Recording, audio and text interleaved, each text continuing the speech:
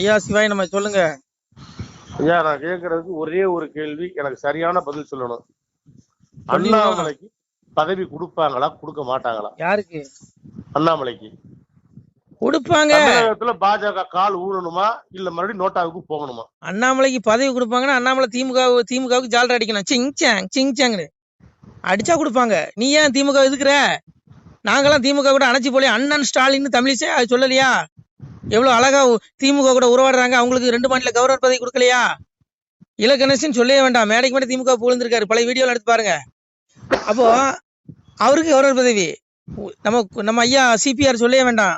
CPR துணை குடியரசு நேத்தைய மேடையில் சொல்லிட்டாரு, நான் எனக்கு ஆளுநர் பதவி வந்ததா முத சண்டிவிகாரங்க தான் போன் பண்ணாங்க, அது வாயிலா தான் தெரிந்து கொண்டேன்னாரு. புரிஞ்சுக்கோங்க. நீ எதுக்கு ஏன் திமுக எதுக்குற? நீ ஏன் ஜாலரா அடி சிங் அடி, உனக்கும் கிடைக்கும். தன்மான சிங்கையா, இது ஒரு பதவிக்காக வரல. அண்ணாமலை நினைச்சிருந்தா எல்முருகன் பதவிய மந்திரி பதவியை அப்பதே காலி பண்ணிருக்கலாம். அது தெரியுமா உங்களுக்கு? மந்திரி பதவி வேண்டான்னு தூக்கி எரிஞ்சவரு. இந்த காலத்துல இப்படி ஒரு தலைவனாயா, இப்படி ஒரு மனுஷனாயா? இது மனுஷனாவே இருக்க முடியாது, இது அவதாரம் தான் சொல்லணும். ஏன்னா மனுஷ பயிலுக்கு விருப்பு காட்டு உட்பட்டவன் தான். ஆனா இந்த மனுஷன் பாருங்க, இந்த சின்ன வயசு, என்னை விட சின்ன வயசு தான். எனக்கு இன்னைக்கு எத்தனை, எனக்கு 39 வயசு ஆகுது. என் வயசு தான் நினைக்கிறேன் அவருக்கு. சின்ன சரி பாத்துக்கோங்க. அப்ப அவருக்கே இவ்வளவு ஞானம். இந்த வயசுல எவனாவது மந்திரி பதவி வேண்டாம்னு சொல்லுவானா ஐயா? அன்னைக்கு கேட்டது என்ன? மந்திரி பதவியை தொடர்றீங்களா? வேண்டாம். அவர் தோத்தமே கூப்பிட்டாங்களா டெல்லிக்கு? எல்முருகனுக்கு விட்டு கொடுத்தாரு. இன்னைக்கு அண்ணாமலை விட்டு கொடுக்கலாம், எல்முருகன் மந்திரியா இருக்க முடியாது. ஆனா இந்த மனுஷனை தோக்கடிக்கிறானுங்க, இந்த மனுஷனை கட்சி விட்டு ஒதுக்குறானுங்க. இந்த கட்சி உருப்படாதியா, வயிறுன்னு சொல்றேன். நீ அண்ணாமலை மீண்டும் தலைவராக்கனா இந்த கட்சி மீண்டும் தமிழ்நாட்டில் காலை ஊணும். இல்ல நீ வருகிற தேர்தலில் மண்ணை கவுவ. நீ ஏற்கனவே யாருக்கெல்லாம் எம்எல்ஏ சீட்டு கொடுத்து அவனுக்கு தான் நீ மீண்டும் கொடுக்க போற. அவன் எல்லாம் மண்ணை கவுவான், எவனும் ஜெயிக்க மாட்டான். எழுதி வச்சுக்கோ. இங்க பாரு, பிஜேபியில எவனும் தியாகி கிடையாது. உண்மையான தியாகி யாரு தெரியுமா? பிஜேபி இருக்க தொண்டர்கள் மட்டும்தான். அண்ணாமலையும் சேர்த்துதான். அண்ணாமலையும் தன்னை தொண்டன்னு தான் சொல்றாரு. இவங்க தான் இந்த கட்சி வளரணும், தன்மானத்தோட சொந்த காலில் நிக்கணும்னு நினைக்கிறானே ஒழிய, ஹெச் ராஜா விட்டுருங்க, எல்முருகன் விட்டுருங்க, அவங்களும் களப்போராளிகள், நம்ம அவங்களெல்லாம் ஏத்துதான் ஆகணும். அதனால அவங்களெல்லாம் நான் ஏத்துக்கிறேன். மீதி எல்லாத்தையும் எடுத்துக்கிடுங்க. எல்லாம் பதவி ஏறி பிடிச்சவனுங்க. நீ திமுக கூட வேணாலும் கூட்டணி வை, எனக்கு எம்எல்ஏ சீட்டை கொடுத்துரு, நான் ஜெயிக்கணும். இதுதான் இவனுடைய கொள்கை. எவன் கூட கூட்டணி மானங்கட்டு தான் இருக்கும். ஐயா இது என்னய்யா? மனுஷனுக்கு வேணா தன்மானம், பதவி கிடையாது. அதனாலதான் மனுஷன் பதவி. நீ ஏடிஎம்கே கூட கூட்டணி வச்சா நான் தலைவர் பதவி ராஜினாமா பண்ணுவேன்னு சொன்னாரு. சொன்னதை செஞ்சாரா? எவனாவது செய்வானாயா? பதவி வெறி பிடிச்சவன் எவனாவது செய்வானா? செய்ய மாட்டான். ஆனா இவருக்கு பதவிங்கிற ஆசையே கிடையாது. ஒண்ணு எழுதி வச்சுக்கோங்க. எல்முருகன் என்னத்தையா சாதிச்சிட்டாரு? எல்முருகன் அப்படியே அந்த மந்திரியானவனே அப்படியே தூக்கி நட்டிடுவாரு, கீழே அப்படியே திமுக பந்தாடிடுவாரு. நாங்க ஒண்ணுங்க எங்க இருக்காருன்னே தெரியல. நீ ஹெச்ராஜாவை கொடுத்துருக்கலாம் அந்த பதவியை, பேராசிரியர் சீனிவாசன் கொடுத்துருக்கலாம். அதனால புரிஞ்சுக்கோங்க. இங்க வந்து உண்மையா உழைக்கிறவங்களுக்கு பதவி கொடுக்க மாட்டானுங்க. நீ கத்திட்டே சாகு கடைசி வரைக்கும். தொண்டர்கள் பாருங்க, இவனுங்க எப்படி தெரியுமா? இங்க இருங்க, மேடைக்கு மேடை எலியும் பூனை மாதிரி சண்டை போடுவானுங்க, கீரியும் பாம்பு மாதிரி கொத்திக்கானுங்க மேடையில பேசும்போது. ஆனா மேடை விட்டு கீழே இறங்கினதுமே அண்ணன் ஸ்டாலின் அம்மா சொல்லும். அப்புறம் இவங்கள சொல்லவே வேண்டாம். அப்புறம் இவங்க ஒண்ணு புரிஞ்சுக்கிடுங்க ஐயா, எந்த கட்சி ஆகட்டுமே தலைவர்கள் எல்லாமே மேல்மட்டத்தில் இருக்கவன் எல்லாமே பதவி ஆசைப்படிச்சான் திரிவான். இவனுக்கு எந்த கட்சியும் பகைக்க மாட்டான், மேலோட்டமா பேசுவான், ஒட்டிக்குவான். ஆனா தொண்டர்கள் மட்டும் கொம்பு சீவி விடுவான். பிஜேபி தொண்டர்களும் திமுக தொண்டர்களும் அடிச்சுட்டு சாகணும். எப்படி? இவனுடைய திட்டம் தானே. நான் அதை தான் சொல்றேன். நீ சிவனுக்கு தொண்டனாரியா? இந்த பயிலுக்கு மலஞ்சலம் கழிக்கிற மனுஷ பயிலுக்கு பின்னாடி போவாதங்கிறேன். உலகத்துக்கே அப்ப சிவபெருமானி அவனுக்கு தொண்டனாரு. தொண்டர்தம் பெருமையே என்னவும் பெரிதாகுமேனா. சிவனுக்குள்ள நீ தொண்டரானா, நீ அடியாரானா, நீ மோட்ச வீடு அடையலாம். இந்த விடுதலை, இந்த இறப்புங்கிற பிறப்புங்கிற துன்பத்திலிருந்து விடுபட்டு மோட்சம் கிடைக்கும். அதை விட்டுட்டு இங்க பாருங்க, இங்க எவனுமே பரமாத்மா கிடையாது, எவனும் தியாகி கிடையாது. நீங்க சொல்ற மாதிரி இவங்க மத்தியில வாழ்றதுக்கு போய் சேர்றதே மேல். அதனால ஒண்ணு புரிஞ்சுக்கிடுங்க ஐயா, இந்த காலம் மோசமான காலம். இது இப்படிதான் இருக்கும். எவனையும் தண்டிக்க முடியாது. நீ பாருங்க, 15 ஆண்டுகள் ஆச்சு மோடி ஆட்சிக்கு வந்து என்னத்தை பண்ணிட்டாரு? எல்லா தொண்டர்களும் என்ன நினைச்சான்? ஐயோ இவர் வந்த உடனே அப்படியே திமுக பந்தாடிடுவாரு, அப்படியே தாண்டம் ஆடிடுவாருன்னா என்னாச்சு? ஆராசா பேசாத பேச்சா மோடிய, கனிமொழி பேசாத பேச்சா? அப்படி அவங்க பேசும்பொழுது பாஜக தொண்டர்களின் ரத்தம் கொதிக்குது. ஆனா பெரிய பெரிய தலைவர் பதவி வாங்கி வச்சிருக்கான் பாருங்க, இவன் எவனாவது திருப்பி பேசவானா? பேச மாட்டான். அதனால ஐயா ஒண்ணு புரிஞ்சுக்கோங்க ஐயா, இங்க பாருங்க, இங்க எல்லாம் பதவிக்காக தான் இருக்கான். கமலாலயத்துல குரூப் பாருங்க, அவன் எந்திரிச்சு போனா, அவன் எந்திரிச்சு போகும்போது சேர் உட்காந்துக்க நாற்காலியும் பின்னாடி ஒட்டிட்டு போவோம். எல்லாம் பவிக்கால் போட்டு ஒட்டி வச்சிருக்கான். அவன் பதவி காப்பாத்திக்கணும், நல்லா இருக்கணும், அவ்வளவுதான். எவனுக்குமே இந்த கட்சி வழக்குன்னு என்ன இல்லை. அண்ணாமலையோ அண்ணாமலை பாஜக தொண்டர்கள் 1-2 பேர் இருக்காங்க. இவங்களை தவிர எவனுக்குமே அந்த எண்ணம் இல்லைங்க. அதனால இங்க பாருங்க, சாமி வர வேண்டிய காலம் நெருங்கிருச்சு. அண்ணாமலை வந்து நான் சொல்ற மாதிரி அண்ணாமலை ஒருவேளை பரமாத்மாவுடைய அவதாரமா இருக்கலாம். எங்க ஐயா யோகி அவதாரம். ஒருவேளை ஒரு தூதனா கூட இருக்கலாம். ஏன்னா அந்த கலியுகம் அழிஞ்சு தர்மயுகம் வரக்கூடிய நாள் நெருங்கிட்டு. ஏன்னா கலியுகம் அழியும் போது இது போல சம்பவம் சம்பவிக்கிறாரு. ஆட்சியாளர்கள் ஊழல் பண்ணுவான். சாமி தான் சொன்னாரு, பாசாங்கு மந்திரியும் பாவிகளாய் கூசாமல். சாமி சொல்றாரு, நாடு தண்ணியில் ராஜாக்கள் பாவிகளாய் வந்து பாசாங்கு மந்திரியும் பாவிகளாய் கூசாமல் பெண்ணாலும் பொன்னாலும் மண்ணாலும் பேசி நிலக்கரையில் நித்த முடிவார்னா. முன்னோர்கள் உண்டு பண்ணி வைத்த சிவ உட்பொருளை தேடாது கண்டதெல்லாம் தெய்வமான கை எடுப்பாருன்னா சாமி சொன்னான். ஆட்சியாளர்கள் ஒழுக்கம் இல்லாம போயிருவான். மேடைக்கு மேடை மந்திரி பாசாங்கு பண்ணுவான். உங்களுக்கு நாங்க அதை செஞ்சிருவோம் இதை செஞ்சிருவோம் பொய் புரட்டு பேசுவான்னா. எம்பெருமான் சொன்னது நடக்கா இல்லையா? கலியுகம் அழிஞ்சு போகுது. அழியுற நாள் இதெல்லாம் நடக்குது. அண்ணாமலை என்ன பிரதம மந்திரியா இல்ல உள்துறை அமைச்சர் அவங்க மீது நடவடிக்கை எடுக்கிறதுக்கு? அவரு என்ன பாவம், ஒரு அறிக்கை தான் விட முடியும். அதனால அங்க புரிஞ்சுக்கோங்க, பாரு தர்மயுகம் வரப்போகுது. எங்க அப்பன் பரம்பொருள் எந்த ரூபத்துல வேணாலும் இந்த பூமியில அவதரிச்சிருப்பான். நான் சொல்லல, இறைவனை எம்பெருமானை சொல்றான். மாயனோ அன்னைக்கு கலியனுக்கு சாமி சொன்ன புத்தி, மாயனோ உபாயத்தாலே மனுவது போலே ஆகி ஆயனர் குலமும் தோன்றி அவனியில் இருப்பான் கண்டீர். மாயத்தை அறியா நீயும் ஆளவே போக வேண்டாம், நியாயமாய் உரைத்தேன் ஐயா நம்முட அரசு கேட்கும். அன்னைக்கு எம்பெருமான் இறைவன் ஒரு சொரூபம் எடுத்து மனு சொரூபம் எடுத்து கலியனுக்கு புத்தி சொல்றான். கலினீச மன்னனுக்கு இன்னைக்கு இருக்க அரசாங்கம் அந்த மந்திரி இருக்கா பாருங்க, இவங்களுக்கு அண்ணாமலை புத்தி சொல்றான். இந்த அண்ணாமலை புத்தி சொன்ன மாதிரி எனக்கு எங்க அப்பன் பரம்பொருள் கலியனுக்கு, இந்த கலியுகம் துரியனுடைய கடைசி ஆத்மா 7வது பிரிவு கலியனாக பிறந்தா அவனுடைய அரசாங்கம் தான் பூமி ஃபுல்லா நடந்துட்டு இருக்கு. அப்ப கலியனாக அவன் ஆளும்போது அவனுக்கு புத்தி சொல்றான் எங்க அப்பன் பரம்பொருள். டேய் மாயனாக இறைவன் மனுஸ்வரூபம் மனிதனுடைய ரூபத்தில் எங்கு வேண்டாமானாலும் இருந்து இந்த யுகம் ஜோதிக்க இறைவன் வந்திருப்பான். அவனுடைய மாயத்தை அறியாத நீ மாண்டு நரகத்துல போய் விழுந்து செத்துறாதான்னு உனக்கு புத்தி சொல்றான் சாமி. அவன் கேட்டானா கேட்கல. அப்போ அது போலதான் இன்னைக்கு அண்ணாமலை இந்த ஃபைல்னு வெளியிட்டு இந்த மந்திரிகளுக்கு புத்தி சொல்றாரு. டே இதெல்லாம் பாவண்டா, ஆத்ம வாழ்வுதாண்டா நிரந்தரம். இந்த பாவ முட்டை கொண்டு போய் நரகத்துல ஆத்மாவை வீழ்ச்சி அடிச்சிடாங்க, நாசமா போயிடாதீங்க, 84 லட்சம் பிறவி கொடுத்து உங்களை கொண்டு எம்பெருமான் கொள்ளுவான்னு சொல்றான். கேட்க மாட்டான். அதனால விட்டுருங்க ஐயா. அண்ணாமலை வந்து இறைவனுடைய தூதனா கூட இருக்கலாம். ஏன்னா நான் சொல்லல, கல்வி கடவுள் சரஸ்வதி அந்த தாய் வந்து தாளாற்றா. கலியுகத்துல இறைவன் எப்படி வருவானா, சாமி தாய் தாளாற்றா பாருங்க.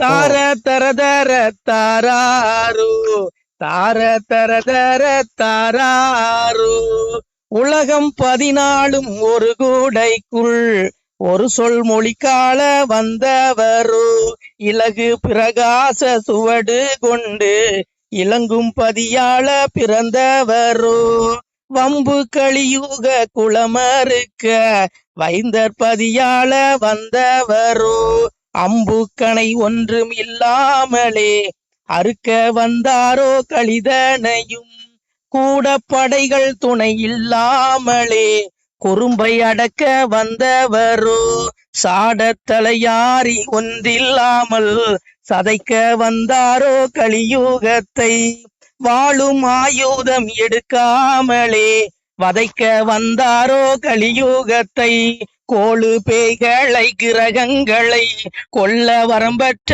நாரணனோ காணா கருவான குருமூலமோ கர்த்தன் கர்த்தாதி கடவுள்தானோ தார தர தர தாராரோ தார தர தர தாராரோ. அன்னை கலைவாணி பாடுறா. தாய் கல்வி கடவுள் தாய் சொல்ற இறைவன் எப்படி வருவானா கலியுகத்துல? ஒரு 14 உலகத்தையும் ஒரு குடைக்கு கீழால எம்பெருமான் வருவான். ஒரு சொல் மொழிக்கால இலகு பிரகாச சுவடு கொண்டு, அதாவது எதா தித்ய கதம் தேஜோ ஜகத் பாசி தேசிகளும் சந்திரமசி எச்சாக்கனோ தத் தேஜோதி மாமங்கிற, அதாவது இறைவன் எப்படி எத்தன்மையானவனா, ஒரே நேரத்தில் 1000 சூரியன் உதித்தால் எவ்வளவு வெளிச்சம் கிடைக்குமோ அவ்வளவு அதையும் விட அதிகமான ஒளி பொருந்தியவனா. ஒரு சூரியனுக்கு எவ்வளவு வெளிச்சம்னா இந்த ஒரு சூரியன் நம்ம கண்ணில் பார்க்க முடியாதா? முடியாது. அப்ப 1000 சூரியனை விட அதிகமான ஒளி உடையவனா. அப்பேற்பட்ட இறைவன் எங்க அப்பன் பரம்பொருள் எங்க அப்பா இந்த உலகத்துல எப்படி வருவானா, இலகு பிரகாச சுவடு கொண்டு வருவானா. இந்த கலியுகத்தை இருக்க வம்பு கலிக குளம் இருக்க வருவானா. அம்புக்கணை ஒன்னும் எடுத்துட்டு வர மாட்டான். ஏன்னா இவனு புழுப்பூச்சி, இவனுல கொள்றதுக்கு இந்த நீச குளம், இந்த படுபாவிகள், இந்த மாதிரி ஊழல் பண்றா பாருங்க, இந்த பெருச்சாளிகள், இந்த ரவுடிப்பைய, இந்த காட்டு மிராண்டிகள், இவனுகள் எல்லாம் அழிக்கிறதுக்கு எங்க அப்பன் சொல்றா பாருங்க அம்புக்கணை. எங்க அம்மா சொல்ற அம்புக்கணை ஒன்னையும் கொண்டு வர மாட்டான். ஏன்னா இவன் புழுப்பூச்சி, இவனை நசுக்கிறதுக்கு எதுக்குடா அம்புக்கணைங்கிறா. அப்புறம் கூட படைகளை கூட்டிட்டு வர மாட்டானா. ஏன்னா இறைவன் ஒவ்வொரு யுகத்திலையும் பாத்தீங்கன்னா கூட படைகளோட வந்தான். சங்கு சக்கரத்தோட வந்தான், பெரிய அந்த சொரூபத்துல வந்தான். அன்னைக்கு சூரனை அழிக்கிறதுக்கு எங்க அப்பன் வேலாயுதத்தை எடுத்துட்டு வந்தான். இப்படி ஒவ்வொரு யுகங்களும் பாத்தீங்கன்னா ராவணனை அழிக்கிறதுக்கு ராமபாணத்தை கொண்டு வந்தான். இப்படி ஒவ்வொரு யுகங்களிலையும் அசுரர்களையும் இந்த இந்த அசுர கூட்டங்களை அழிக்கிறதுக்கு ஆயுதத்தை கொண்டு வந்தான். ஆனா இந்த கலியுகத்துல அப்பா என்ன பண்ணுவானா, ஆயுதமே கொண்டு வர மாட்டானா. அதான் சொல்றாம இருக்க, வாழும் ஆயுதம் எடுக்காமலே வதைக்க வந்தாரு கலியுகத்தை. அப்போ எந்த இதுவே கொண்டு வர தனி மரமா சிங்கிளா ஒரு சாதாரண மனுஷனை போல வருவானா. அப்பா கலைவாணி சொல்றா தாய் சரஸ்வதி. அப்போ அண்ணாமலை பாருங்க, ஒரு மனுஷன் ஒத்த மனுஷன், அவர் பின்னாடி பிஜேபி கட்சி கூட இப்ப எல்லாம் ஓர கட்டிட்டானுங்க. ஆனா அத்தனை ஊழல்வாதி மந்திரிகள் கண்ணுல விரல விட்டு ஆட்டுறான் பாருங்க. சாதாரண மனுஷனால இந்த வேலை செய்ய முடியாதுயா.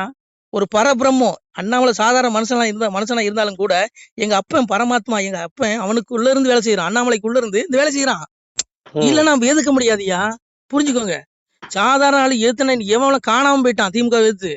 இன்னைக்கு இந்த மனுஷன் ஒரு ஆளு நின்று கூட படைகள் இல்ல, அம்பு ஆயுதங்கள் இல்ல, ஒரு அப்படி தண்ணி வர ஒரு மைக்க பிடிச்சிட்டு கதற விடுறான்.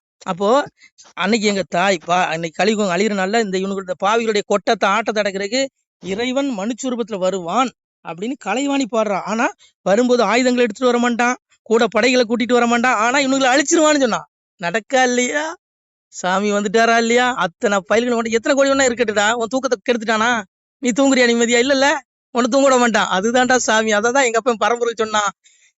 இறப்ப வடிவாய் இருந்து கலிதனையும் பிரம்மமாய் நின்று பக்தி சோதித்தேனாம், எங்கும் இருந்து எரிப்போம் கலிதனையும் சங்கில் இறந்து தான் வளர்ப்பேன் அன்போரேங்க. என் பிள்ளைகள் சாதுக்களை நான் இறப்புக்கு அப்புறம் அவனுக்கு மோட்ச விடு, என்னுடைய நித்திய விடு வைகுண்டத்துக்கு அழைச்சிக்கிறேன்.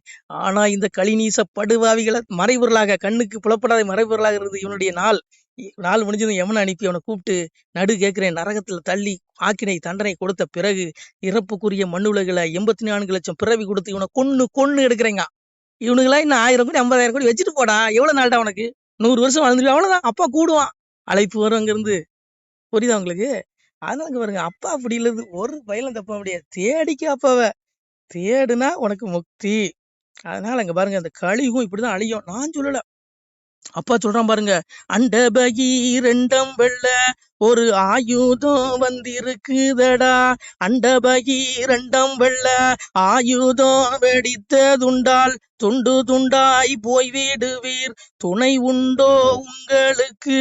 குலத்தை கெடுக்கின்ற கோடாரி காம்பது போல் உங்களுடைய பாவம் உங்களுக்கு சத்துருவாய் இருக்குதடா. குளத்தை கெடுக்கின்ற கோடாரி காம்பது போல் உங்களுடைய பாவம் உங்களுக்கு சத்துருவாய். நான் செஞ்ச பாவம், நீங்க செஞ்ச பாவம். நம்ம இத்தனைக்கு 7 யுகம் 4 யுகம் தான் கணக்கு இருக்கு. கிரேதா திரேதா தோபர்களி 7 யுகம் கணக்குல அந்த யுகம் எத்தனை லட்சம் ஆண்டு இருந்ததுன்னு தெரியல. அத்தனை லட்சம் ஆண்டுகள் நம்ம பிறந்திருக்கோம், பிறந்து செத்துருக்கோம். அந்த யுகங்களில் நம்ம முக்தி அடையல. அதனால அந்த யுகங்களில் பிறந்த கர்மவினை அனுபவிப்பதற்காக இன்னைக்கு அணு ஆயுதம் கண்டுபிடிச்சு வச்சிருக்கான் பாருங்க. அண்டபகி 2 வெள்ள ஆயுதம் வெடித்ததுண்டால் துண்டு துண்டாய் போயிடுங்க. அன்னைக்கு அணு ஆயுதம் ரஷ்யா பண்றான், அமெரிக்கா பண்ண போறான். இது எல்லாம் யாரு? இந்த ஆயுதம் அப்பா நீ செஞ்ச பாவடா. இப்படி நீ மரணித்தால் நீ செய்த பாவங்கிறான். குளத்தை கெடுக்கின்ற கோடாரி காம்பது போல் உங்களுடைய பாவம் உங்களுக்கு சத்துருவா இருக்குதான். துண்டு துண்டா போவீங்க, நீ துண்டு துண்டா போயிருவீங்க. நடக்க இல்லையா? அதான் சொன்னான், கண்ணுக்குள் மணியையான காரண குருவேனியான விண்ணுக்குள் எவர்க்கும் யான வெளிச்சுடர் ஆனமூர்த்தி ஒண்ணுக்குள் ஒன்றாகி உலகம் ஈரல் அனைத்தும் காக்கும் அணுவுக்கும் கடந்த ஜோதி அறிவுளும் அறியாதேங்கிறான். இந்த உலகத்தை அளிக்கிற அணு ஆயுதமும் அவன் தான், சிவபெருமான் தான், எங்க அப்பன் தான். அதனால அங்க பாருங்க, உடல் அழிஞ்சிரும், எவனாலையும் காப்பாற்ற முடியாது இந்த உடலை. ஆனா ஆத்மா உலகமே அழிஞ்சாலும் அழியாது. எந்த அணு ஆயுதத்தாலும் ஆத்மா அழிக்க முடியாது. அந்த ஆத்மா அப்பாவுடைய வீட்டுக்கு போகணும், மோட்சத்தை தேடிக்கிங்க. இல்லைன்னா 84 லட்சம் பிறவி புழு விலங்கு பறன்னு எடுத்து சாவுவீங்க. நான் சொல்ல, அப்பா சொல்றான். நம சிவாய. திருச்சிட்டம்பலம். சிவாய நம. திருச்சிட்டம்பலம், தில்லையம்பலம், பொன்னம்பலம். சிவாய நம. உறவுகளே, சிவ அன்பர்களே, தற்போது தாங்கள் இந்த வீடியோவில் பார்க்கக்கூடிய இடத்துல ஒரு சிவாலய திருப்பணி ஒன்று நடந்து கொண்டிருக்கிறது. இந்த இடத்துல பார்த்தீங்கன்னா, முன்பு ஒரு காலத்தில் ஒரு சிவாலயம் இருந்திருக்குது. அதாவது இந்த ஏரியா இப்போ ஒரு தென்னை மரங்கள் பனை மரங்கள் சூழ்ந்த காடாக இருக்கிறது. முன்பொரு காலத்தில் இங்கே ஒரு ஊர் இருந்ததாக சொல்கிறாங்க. ஆனால் இப்போது சுற்று வட்டாரத்தில் 5 கிலோமீட்டர் சுற்றுலாவில் ஊரே கிடையாது, காடு. இப்போ இந்த இடத்துல ஒரு சிவாலயம் அமையிருக்கிறது. இந்த சிவாலயத்தில் இருந்த அந்த சாமியுடைய திருமணியை எடுத்து வச்சிட்டோம். திருப்பணி முடிஞ்சதுக்கப்புறம் பிரதிஷ்டை பண்ண இருக்கிற உறவுகளே, தற்போது இந்த வீடியோ பார்க்கக்கூடிய உறவுகள் தங்களால் முடிந்தால் ஒரு சின்ன உதவி செஞ்சு கொடுங்க. எங்கள் இடத்துல பொருளாதாரம் இல்லை. அதனால் பார்த்திங்கன்னா அந்த வேலையெல்லாம் அப்படியே நின்று போச்சு. பாருங்கள், இந்த அப்படியே பாதியிலே நிற்கிது இந்த சிவாலய திருப்பணி. பக்த கோடிகள், அன்பு உள்ளங்கள், தயவுசெய்து நீங்கள் உதவி செய்ய விருப்பமுள்ள உறவுகள் உதவுங்க. உங்களுக்கு கோடி புண்ணியம் கிடைக்கும். இந்த சாமியோடைய அருள் அனுகிரகம் உங்களுக்கு கண்டிப்பாக கிடைக்கும். இது ஒரு புகழ்பெற்ற சிவாலயம்னு கூட சொல்லலாம். சாமியோட திருமணியை எடுத்து வச்சிட்டோம். இந்த இடத்துல பார்த்தீங்கன்னா ஒரு வாசி தண்டம் இருக்குது. அந்த காலத்தில் ஒரு முனிவர் யாரோ தவம் செஞ்சுருக்காங்க. அவங்களுடைய வாசி தண்டம் அவர் திருக்கரங்களால் எழுதின ஓலைச்சுவடி கூட இன்றும் இருக்குது, இன்னும் பாதுகாக்கப்பட்டு வருது. அது கோயில் திருப்பணி முடிஞ்சதுமே அதையும் நாங்கள் அந்த வழிபாட்டுக்கு வச்சுடுவோம்.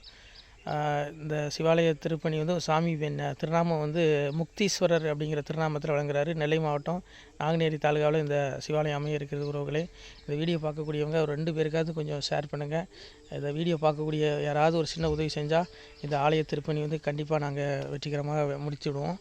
பாருங்கள், அந்த வேலை எல்லாமே அப்படியே நிற்கிது. கல்லெல்லாம் இறக்கி போட்டிருக்கோம். இன்னும் நிறைய கற்கள் தேவைப்படுது. சுவாமியோடைய அந்த திருக்கோபுரம் பார்த்திங்கன்னா லிங்க வடிவிலே அமைக்க இருக்கிறோம். உதவுங்கள் உறவுகளே. உங்களுக்கு அப்பா சிவபெருமானுடைய அருள் நிச்சயம் கிடைக்கும். எம்பெருமான் சொல்வான், வாழுவீர் தாழ்வில்லாமல் மக்களும் கிளைகள் கொஞ்சி நாளுமே மகிழ்ச்சியை கூர்ந்து நலமுடன் வாழும்போது நீளுமே எனது செங்கோல் நீதியும் நெறிபோல் வந்து ஆளுமே உங்கள் தன்னை அன்புடன் அலையாவண்ணம். உங்களை எம்பெருமானுடைய அப்பாவுடைய திருவாசகத்தாலேயே வாழ்த்துறோம் உறவுகளே.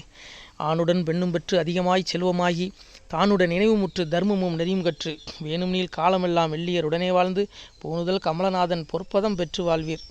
அந்த ஈசனுடைய பொற்பதம் நிச்சயம் கிடைக்கும். உங்களுக்கு இகத்திலும் சுகம், பரத்திலும் சுகம்.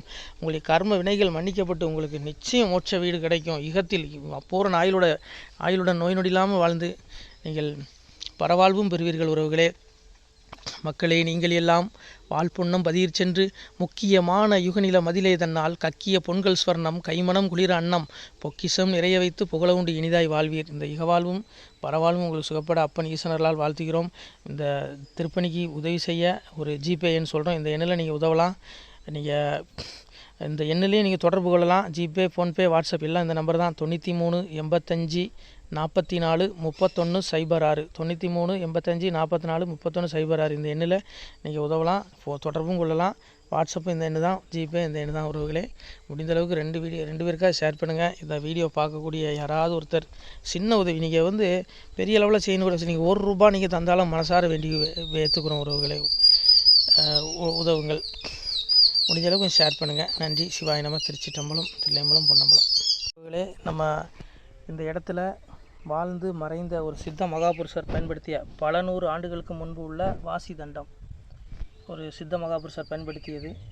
அவர் திருக்கரங்களால் எழுதிய அந்த ஓலைச்சுவடி கூட பாருங்கள், இன்னும் பாதுகாக்கப்பட்டு வருது. இந்த சிவாலயம், நம்முடைய இந்த சிவாலய திருப்பணி முடிந்ததுமே எம்பெருமான் அவர் எழுதிய அந்த சிவனை பற்றி புகழ்ந்து எழுதிய அந்த பாடல் வரிகள் இதில் இருக்குது. இந்த வாசி தண்டம் அவர் பிரதிஷ்டை செய்த அந்த லிங்க திருமேனியையும் இந்த இடத்துல நாம் இந்த ஆலயம் கட்டி நாம் பிரதிஷ்டை செய்திருக்கிறோம். அனைவரும் இந்த ஆலய பிரதிஷ்டைக்கு கண்டிப்பாக வரணும். முடிஞ்ச அளவுக்கு இந்த வீடியோ பார்க்குறவங்க உதவி பண்ணுங்கள் உறவுகளை. பொருளாதாரம் இல்லாமல் திருப்பணி நின்று போச்சு. முடிஞ்ச அளவுக்கு ஷேர் பண்ணுங்கள், உதவுங்க. நன்றி. நம சிவாய. திருச்சிட்டம்பலம், தில்லையம்பலம், பொன்னம்பலம். இந்த புண்ணியபலம் தங்களுக்கு கோடான கோடியாக வரும் உறவுகளை. நம சிவாய்.